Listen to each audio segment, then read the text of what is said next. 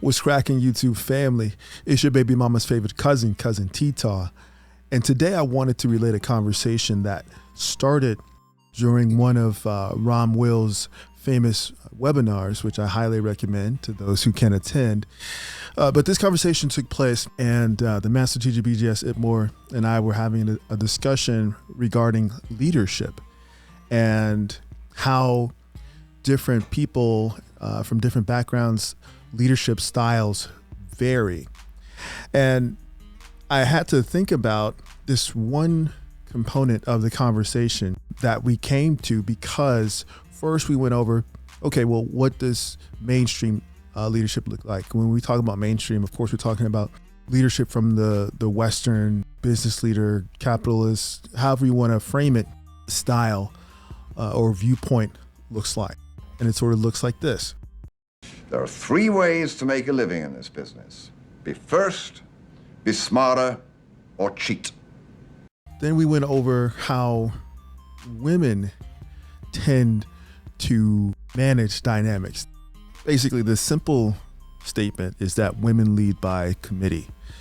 And so what that translates to is that they're constantly asking, well, what does the clique say? Or what does the beehive believe? Or what is the sisterhood saying about a thing? So this could lead or allow for the mean girl label to be given to someone who's in charge. So in order to avoid that one label, usually the one who's in charge goes along to get along in order to try to make everybody happy. And this is where we get, the concept of the 12th place trophy, right? So how that translates at the relationship level is that when a woman feels that she's in charge of the relationship, it could seem like this picture here, like she's carrying the man. She's, it's not a situation where it would be were the man in charge. He's got the vision, he's moving things in a particular direction, but he's also taking the accountability for if things go left or if things need to be rectified or fixed. So basically, when a woman is put in a position of being in charge in a relationship, she wants to avoid being seen as being wrong. So inevitably, that means that everything is Jermaine's fault. All right, cool. Moving on. The question came up, and I'm going to modify the question for the YouTube side, but the question came up, how do men with game lead? This is my question that I'll be answering today. How do men with game lead? Well, when I was thinking about the answer for this particular question, I thought about a few elements that come with having game.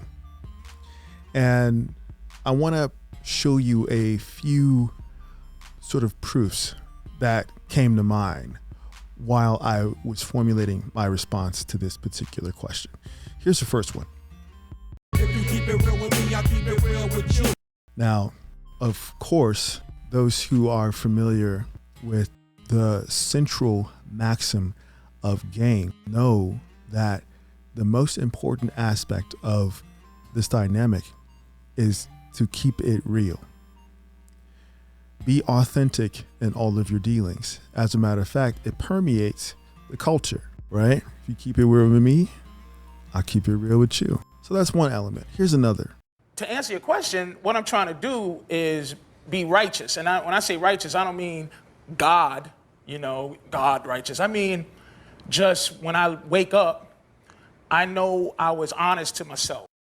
And shout out to the late, great Patrice O'Neill, because throughout his teachings and his overall philosophy in terms of showing men and giving them the direction and lessons that they would incorporate in their lives and how they deal with other people, and especially women, his focus was on being righteous, meaning staying true to yourself in all of your dealings. Is this right? Am I doing this for the right reason? Am I pursuing this relationship because it's something that I truly desire with someone who I'm truly compatible with? All right. How about this one? My son was murdered in ritual combat. Were the odds fair? Yes, So but it was less a murder than a defeat. Do not rub our noses in Silence! I make the pronouncements here, girl. Now this is a fun one because, well, one, I love having the conversation, the breakdown of different characters and the different themes and overall philosophies presented in this movie. But in this scene, I think it really, really highlights where I'm going in terms of my position on how men with game lead. Of course, M'Baku is the leader of his people. And so when the Panther tribe comes to seek his aid and assistance, this is his house. This is his domain. And so not only is he going to establish order, but he's going to present his authority. And so these are some of the key takeaways that I want to present as I make the case for how men with game lead. And so all of these points of evidence lead me to this conclusion. Men with game lead with justice. Because at the end of the day, in the beginning of the next, we want peace. And how is there peace without justice, right? Basically, on the various levels of game, because we have multiple levels, 3 of them include the elementary level, the intermediate level, which discusses relationships, and the advanced level, to which we discuss the philosophy of the common man. So, for example, we don't lead with our wallets. And speaking of not leading with your wallet, or even leading with sex per se, there is a conversation that I started recently over on the Patreon side that breaks down a current topic that's being discussed in terms of OnlyFans content creators making as much or even more than NBA players. And this reminded me of the presentation that I did regarding the dynamic with Chris Brown and women enthusiastically paying $1,000 just to get a photograph with him. The topic that I'm covering over on the Patreon side has to do with the difference between a transaction and an exchange. I encourage you to click that link that's down in the description so that you can see what really is at the core of the transaction versus the exchange. Anyway, when we are first interacting with a woman that we desire to acquire, we present the opportunity to have an enjoyable, unique interaction with the type of man capable of bringing her something that the average person cannot. In the curriculum of game, my contribution is the subject of seduction.